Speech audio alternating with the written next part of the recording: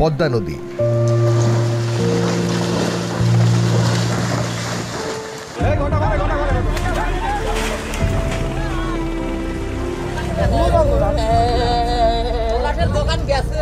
কত মানুষের জীবনের শেষ সম্বলটুকু এই নদী কেড়ে নিয়েছে তার হিসেব করা কঠিন।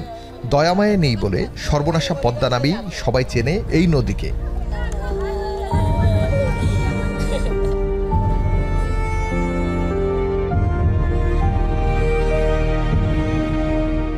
সর্বনাশা পদ্মা নদীর হাত থেকে ভিটামাটি রক্ষায় পানি উন্নয়ন বোর্ড ১৩০০ কোটির বেশি টাকা খরচ করে নদী রক্ষা বাঁধ তৈরি করেছে বছর ২ আগে। প্রায় ৫০০ কোটি টাকা ড্রেজিং করে পানির গতিপথ নির্ধারণ করে দেয় পানি উন্নয়ন বোর্ড। আনুষ্ঠানিক চিঠি দিয়ে বন্ধ করে দেয় সব ধরনের ড্রেজিং কার্যক্রম।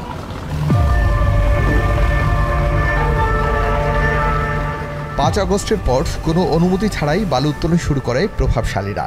সে সময় উপজেলা নির্বাহী কর্মকর্তাকে চিঠি দিয়ে ড্রেজিং বন্ধ করার অনুরোধ জানায় পানি উন্নয়ন বোর্ড। বালুমহলের ইজারা না দেওয়ারও অনুরোধ জানানো হয়। সে সময় প্রথমেই পানি উন্নয়ন বোর্ডের কাছে জানতে চাই চিঠি নিয়ে। নির্বাহী কর্মকর্তাকে আপনারা একটা চিঠি পাঠিয়েছিলেন ১০/২/২৫ সালে। আচ্ছা, আমাদের এখানে মূলত যেহেতু আমাদের এখানে একটা নদীর তীর সংরক্ষণ কাজ যেহেতু আমাদের বাস্তবায়িত হয়েছে এবং যেটা পুরা নড়িয়াবাসীরই একটা সম্পদ, এইখানের অবৈধভাবে বা মানে নিয়মের বাইরে থেকে যদি কোনো ধরনের ড্রেজিং করা হয় তাহলে সেই জায়গায় কি ধরনের সমস্যা হতে পারে আমরা শুধুমাত্র ওই পয়েন্ট অফ ভিউ থেকে আগের থেকে একটু সতর্কমূলকভাবেই আমরা একটা চিঠি দিয়েছি আর কি। বাংলা বছরের শুরুতে ড্রেজিং করা বালু নিলাম ডাকে উপজেলা নির্বাহী অফিসার। তানিম তাহান কনস্ট্রাকশন নামে একটি কোম্পানি ৪৮ পয়সা প্রতি বর্গফুট দরে ১০ কোটি সিএফটি বালু কিনে নেয়, দাম ৪,৮০,০০,০০০ টাকা। উপজেলা নির্বাহী কর্মকর্তার নিলামের কাগজ হাতে নিয়ে বালু বিক্রি শুরু করে প্রতিষ্ঠানটি।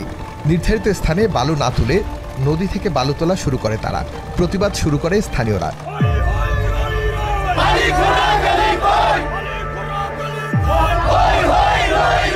৫ আগস্ট পর্যন্ত বন্ধ হয় না বালু, তাদের বিরুদ্ধে কঠিন ব্যবস্থা না হোক। ১৩০০ কোটি টাকা খরচ করে যে বাঁধ করছে, বাঁধটা সম্পূর্ণরূপে পানিতে বিলীন হয়ে নদী গর্ভে বিলীন হয়ে যাবে। পদ্মা নদীর ভাঙনের ফলে হাজার হাজার পরিবার গৃহহীন হয়ে পড়েছে। আমাদের অনেক ঘর নাই, জমি নেই। আমরা নড়িয়াবাসী নদীতে ডুবে মরুম, এটা আমরা চাই না। ২৪ ঘন্টার মধ্যে এই বালিকাটা বন্ধ করতে হবে। আইন শৃঙ্খলা পরিস্থিতি অবনতির আশঙ্কা থাকায় সমগ্র নড়িয়া পৌর এলাকায় সাধারণ মানুষের প্রতিবাদের মুখে এলাকায় ১৪৪ ধারা জারি করে প্রশাসন। পরে জেলা প্রশাসকের আশ্বাসে থেমে যায় সব আন্দোলন। ডিসি মহোদয় সাহেব বলছেন যে ১,৫০০ মুক্ত পদ্মা নদী আমরা কইরা দিম, ১,৫০০ থাকবো না। এই যে ১,৫০০ মুক্ত পদ্মা নদী কইরা দিব, এই আশা নিয়েই আমরা এই পর্যন্ত অপেক্ষা আছি। এখন ১,৫০০ চলমান আছে। ডিসি সাহেবের কথা, এই পর্যন্ত একটা সেকেন্ডের জন্য ১,৫০০ বন্ধ হয়নি। পদ্মা নদী যদি একটি কাটার চলে, একটি কাটারে প্রতিদিন অনৈতিকভাবে অন্তত ৩ লক্ষ টাকা থেকে ৪ লক্ষ টাকা পর্যন্ত তারা সেখান থেকে আয় করতে পারেন। তো মনে করেন এর মধ্যে ৩০ থেকে ৪০-৫০টি কাটার পর্যন্ত চলছে, এটা আপনারাও দেখেছেন। যে ৩ লক্ষ টাকা করেও মনে করেন একটা কাটার মাটি কাটা হয়, তাহলে প্রতিদিন ১.৫ কোটি টাকা। যদি অবস্থা চলমান থাকে, আমি হলফ করে বলতে পারি আমাদের এই বেড়িবাঁধটা থাকবে না। আন্দোলন তো বন্ধ হয়েছে, পদ্মা নদী থেকে বালু কাটা কতটুকু বন্ধ হলো? গন্তব্য পদ্মা নদীর নড়িয়া প্রান্তর। খবর নিতে হবে ঢাকা থেকে পাওয়া দুটি নাম, হজরত ও কাজী মতিনের।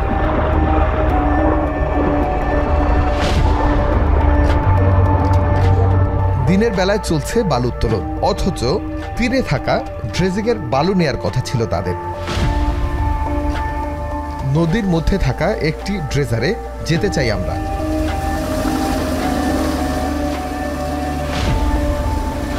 এখন আমরা রয়েছি নড়িয়ায়। এখানে কিভাবে বালু কাটে এবং কিভাবে অবৈধভাবে বালু উত্তোলন করে সেই বিষয়টা আপনাদের সামনে দেখাবো।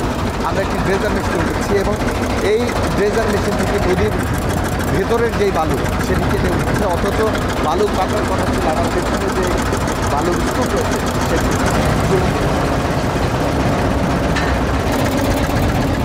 পুলিশ প্রশাসন এসে ডিস্টার্ব করে না? না, মানে কেউ এসে ডিস্টার্ব করে? ডিস্টার্ব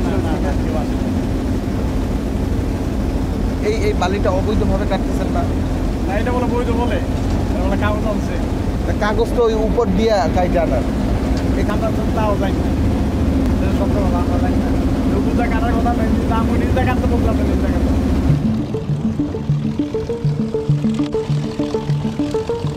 এই থেকে 300 মিটার জায়গা, হ্যাঁ এই যে একটা না, হ্যাঁ এইটা জায়গা নিলাম দেওয়া।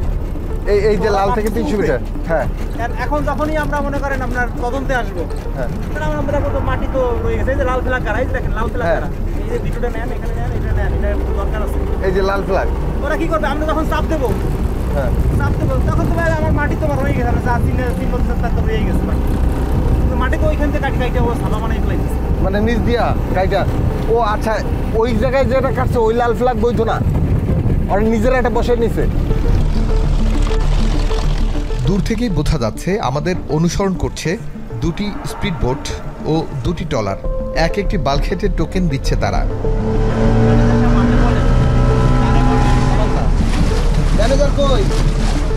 আমরা তাদের সাথে বিরোধে না জড়িয়ে একটু গল্প করতে চাই। এটা কার কার বালিটা কাটার লিজ কার নামে? ওই অনুযায়ী কথা কোন ওই যে আপনার সাথে একটু কথা বলি। আমি ভাই আজকে আইছি, ওরা আমি কইতে পারবো না। আপনি কইতে পারেন না মানে এই ডাক রাখছে কে? রয়্যাল মাঝি। রয়্যাল মাঝিকে? রয়্যাল নড়িয়াবাড়ি। সে কোন দলের? বিএনপি জেলা, যারা বিএনপি মানুষ, উপজেলা বিএনপি সেক্রেটারি। কাজী মতিন কে? কাজী মতিন মোহনপুরের মতলবের। তা বালু তো কাটার কথা ওই উপর দিয়ে, তাহলে নিচ দিয়ে কাটেন কেন? ওই একটা বেকু ফালাইতেছে দেখতেছেন? হ্যাঁ, এই যে ড্রেজারগুলো এগুলা কেন? বন্ধ, হ্যাঁ চলে না। কোনোটা ডিস্টার্ব আছে, কোনোটা তেল নাই, কোনোটা এটা তো মেশিনের জিনিস, আপনার ডিস্টার্ব বেশিরভাগ। মালিকের নাম কি? হ্যাঁ হরজত ভাই। সে তো এগুলো সব নিছে না? সবাই মানে আপনার এই সিন্ডিকেটে, হ্যাঁ সিন্ডিকেটই আছে, সিন্ডিকেটের আছে না? আপনার তো কাটতে হবে উপর থেকে, নিতে হবে বালি। তো এইটা কিভাবে কাটেন? এই যে সবাই পাঠাই তো কাটে, মানে সবাই পাঠায় কাটে, এই জন্য আপনিও কাটেন না? পাঠাই মানে এই আপনার এই যে বেকু আনছে না, বেকুটা আনছে মানে এই বেকুর বালু বলগাড়ে লয় না, বোর্ডে লয় না। বোর্ডে না লওয়ার কারণে এই ড্রেজিং দিয়ে মানে হেরাই হরজত সাহেবের বাড়ি কই? চাঁদপুরে? না এই ড্রেজার যা আছে সব হরজতের না, উনি নাকি 35 কোটি টাকা দিয়ে সব নিচ্ছে। মানে ডাকে হ্যাঁ সিন্ডিকেটে পার্টনার আছে।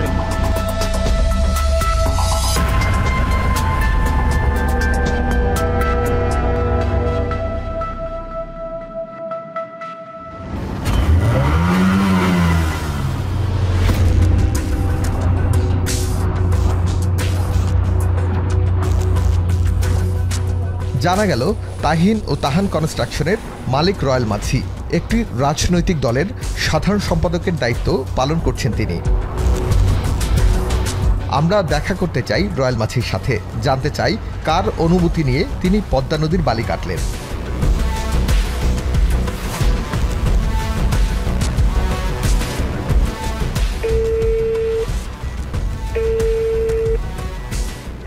রয়্যাল ভাই, সালাম আলাইকুম। আপনি কি আপনার অফিসে আছেন? আমি ঢাকা রওনা করছি ভাই। আমি ঢাকায় চলে আসবো, আপনি ঢাকায় বললে ঢাকায় ভাই গাড়ি নিয়ে যাচ্ছি, আমি ঢাকায় কাজ সেরে আমি যতটা প্রিয় আমার ফিরে আসবো। আজকে ফিরে আসবেন? হ্যাঁ আজকে ফিরে আসবো। আমাদের প্রায় 16 ঘন্টা অপেক্ষা করতে হবে রয়্যাল মাঝির জন্য। অপেক্ষার পালা শেষ হওয়ার আগেই পানি উন্নয়ন বোর্ডের আরেকটি চিঠি আমাদের হাতে আসলো। ড্রেজিংয়ের বালি নিলামের ঠিক 29 দিন পর উপজেলা প্রশাসনকে চিঠি দেয় শরীয়তপুর পানি উন্নয়ন বোর্ডের উপবিভাগীয় প্রকৌশলী সজল পারভেজ। দ্রুত অবৈধ বালু উত্তোলন বন্ধের অনুরোধ জানান তারা। শুধু চিঠি দিয়েই কেন চুপ পানি উন্নয়ন বোর্ড? তাদের দায়িত্ব কতটুকু?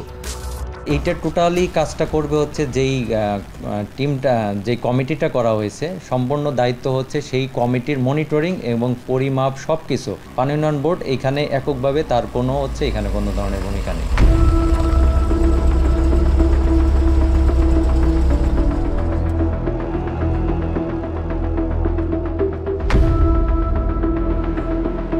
ভাইয়া সালাম কেমন আছে? ভালো আছে?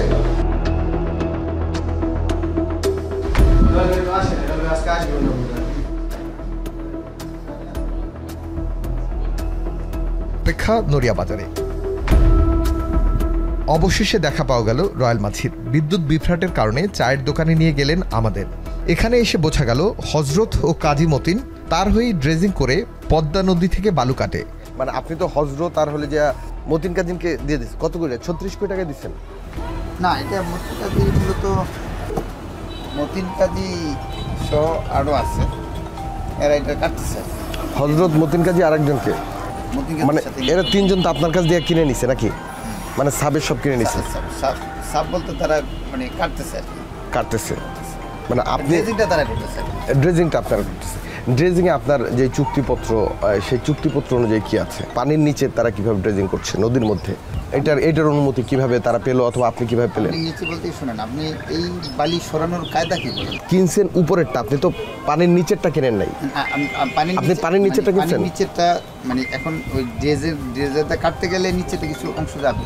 এটা ভাই আমাদের মানে আমরা যেভাবে মানে আপনার যেই টেন্ডার তারা দিচ্ছে এটা বালি অপসারণের জন্য, অপসারণ করতে গেলে এইভাবে কাটতে হবে, এছাড়া কোনো উপায় নেই, নো ওয়ে।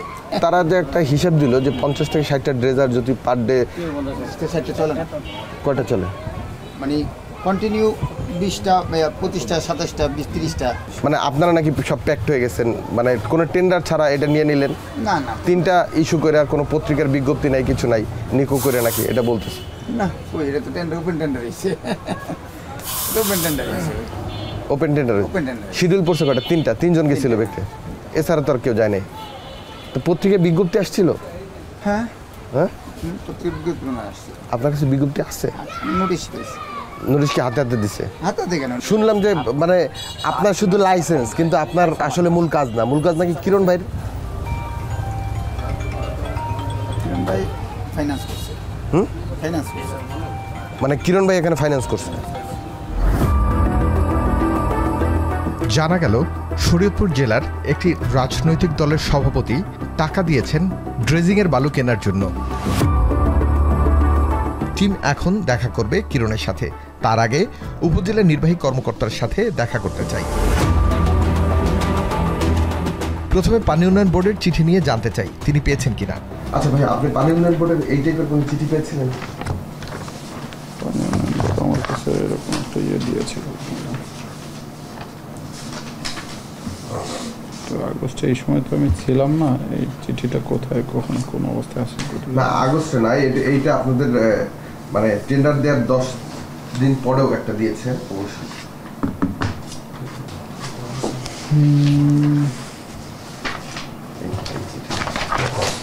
আচ্ছা, এটা মনে হয় দেখে থাকতে পারি আমি। এটা মনে হয় আসার কথা চিঠিটা থেকে। 10/4/2025 সালে দিয়েছে। আপনারা যেদিন 6 তারিখে টেন্ডার দিয়েছেন তার 4 দিন পরে নিচ্ছে। তো সব নদীর নিচের, না না, নদীর নিচের মাটি নিচ্ছে না, এটাও অমূলক আমার কাছে মনে হচ্ছে যে নদীর মাটি নিচের মাটি নিচ্ছে না। আমরা বলেছি যে এক্সকাভেটর দিয়ে যে উত্তোলিত মাটিটা যেটা দিচ্ছে সেটা কিন্তু সে এদিকে দিচ্ছে। কিভাবে দিচ্ছে? এক্সকাভেটর দেখেন নাই আপনারা ওখানে কি? এক্সকাভেটর আজকে আমার সাথে যাবেন বিকেলে, কালকে তো দেখলাম বসে আছে সবগুলো। টেন্ডার প্রক্রিয়া নাকি 3টা শিডিউল শুধুমাত্র নিয়ে তারপরে করেছেন। বাইরের কোনো মানুষ এই টেন্ডারের শিডিউল সাবমিট করতে পারে না। এই কথাটা কতটুকু যৌক্তিক তা আমি জানি না, কিন্তু এটা তো ওপেন ফর অল ছিল, সবার জন্যই ছিল। এখন যদি ছিল এটা পত্রিকায় দেওয়া হয় নাই, কিন্তু আমরা নোটিশ ছাড়া আপনি এত বড় একটা কাজ যথাযথ জায়গায় আমরা নোটিশ দিয়েছি। ভাই, আপনার তো পত্রিকায় বিজ্ঞপ্তি দেওয়ার কথা ছিল না। এটা আমাদের স্পটেড ড্রেস ম্যাটেরিয়ালের ক্ষেত্রে এটা তো অবশ্যই ম্যান্ডেটরি। যে দাবি যদি 1000 বা 1100 কোটি টাকার যে বাঁধ, এটি তো কোনো মতে নষ্ট হতে দেওয়া হবে না। আমরা মূলত বাঁধটা রক্ষার জন্যই কিন্তু মাটিটা অপসারণের উদ্যোগ নিয়েছি। নদীর দায়িত্ব পানি উন্নয়ন বোর্ডের নয়, তাদের দায়িত্ব বাঁধ রক্ষা। এসব খবর কি আছে জেলা প্রশাসকের কাছে? প্রথমত পানি উন্নয়ন বোর্ডের যে চিঠির কথা বললেন, সেই রকম কোনো চিঠি আমি পাইনি, আমাকে অনুলিপিও দেওয়া হয়নি। আমি এটা আপনার কাছ থেকেই জানলাম। এই অভিযোগের প্রেক্ষিতে আমি নিজেও একবার গিয়েছি, সাংবাদিকদেরকে নিয়েও আমি গিয়েছি। তো আমি যখন গিয়েছি তখন আমার সামনে ওভাবে আমি অনেকটা গোপনে গিয়েছি, কিন্তু তারপর আমার কাছে ওভাবে দৃশ্যমান কিছু পরিলক্ষিত হয়নি। তাদের কি নদীর যে এই বালু সেগুলো তোলার কোনো এখতিয়ার আছে কিনা? মোটেও সে এখতিয়ার নাই। আর 36 কোটি টাকার যে ভাগবাটোয়ারার যে বিষয় বললেন, এইটা আপনার কাছ থেকে আমি প্রথম শুনলাম। এটা মেজারমেন্টের মূল দায়িত্ব কিন্তু আসলে পানি উন্নয়ন বোর্ডের এবং লোকাল অ্যাডমিনিস্ট্রেটর হিসেবে ইভেনের, তারাই কিন্তু আসলে যেহেতু অন গ্রাউন্ডে তারা আছে, তাদের কাছে এই তথ্যগুলো হয়তো আপনি পেতে পারেন। কিন্তু এটা আমার কাছে যদি বলেন, আমার কাছে এই মুহূর্তে এই জাতীয় তথ্য নাই। এবার দেখা করতে হবে শফিকুর রহমান কিরণের সাথে, যার অর্থে চলছে এই ব্যবসা। রয়্যাল বাসী যিনি, হ্যাঁ, উনি কোনোভাবে বলছেন এটার অর্থায়ন আপনি করেছেন, আসলে এই বিষয়টা কতটুকু সত্য? আমার ফাইন্যান্স এটা ম্যাটার করে না। আমার কর্মীরা যদি আমার কোনো সহযোগিতা চায় এবং তারা যদি বৈধভাবে কাজ করতে চায়, টেন্ডার পার্টিসিপেট করতে চায়, সেখানে যদি তাদের টাকার সহযোগিতা দরকার হয়, আমি যেহেতু ব্যবসা করি, আমার সহযোগিতা করার সুযোগ আছে। স্তূপ করা যে বাড়িটা, ওখানে কিন্তু 500 কোটি টাকার ড্রেজিং করে একটা পানির লাইন আপ তৈরি করে দিচ্ছে। এখানে বিষয়টা হয়েছে কি, তারা উপরে ড্রেজিং করা বালি না কেটে তারা পদ্মা নদীর মধ্যে মাটি কাটছে। স্টেট, আপনি এটার ব্যাপারে আমাদের কর্মীকে হেল্প করার চেয়ে আমার দায়িত্ব হলো নৈরাকে থাকা।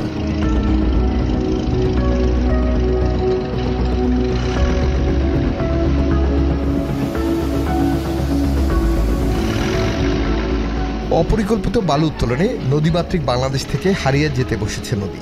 প্রভাব পড়ছে পরিবেশের উপর। কিভাবে সিন্ডিকেটের হাত থেকে বাঁচানো যাবে দেশের নদী? এই ভয়ঙ্কর অনিয়মগুলো অনেক দিন জমা হয়েছে, এখন একদম চরম পর্যায়ে পৌঁছে গেছে।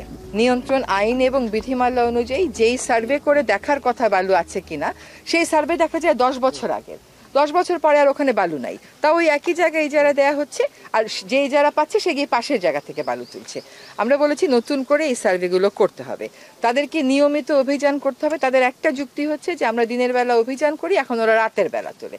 এখন অপরাধ যদি রাতের বেলা হয়, আমি প্রশাসক কি বলতে পারবো আমি রাতের বেলা করে বলে আমি ওটা দেখতে পাচ্ছি না?